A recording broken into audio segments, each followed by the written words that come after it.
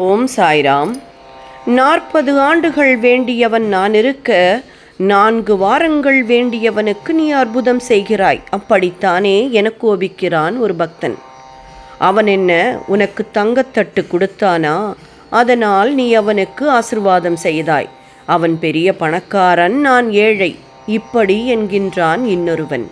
ஆனால் என் தராசு தட்டில் அனைவரும் சமமாகவே இருக்கின்றனர். ஒவ்வொருவருக்கும் வேண்டியதை நான் சரியான சமயத்தில் தான் செய்கிறேன்.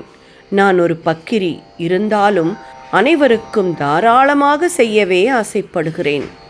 கர்மா இருக்கிறதா, என்னிடம் பக்தி இருக்கிறதா, என்னிடம் எவ்வளவு நம்பிக்கை இருக்கிறது என்பதை மட்டுமே நான் பார்க்கிறேன்.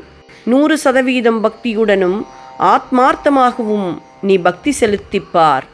உன் அருகில் நான் இருப்பேன். உனக்கு வேண்டியவற்றை கேட்காமலே செய்வேன். உன்னுடைய நம்பிக்கையை பொறுத்தே என்னுடைய ஆசிர்வாதங்கள் என்பதை மறவாதே.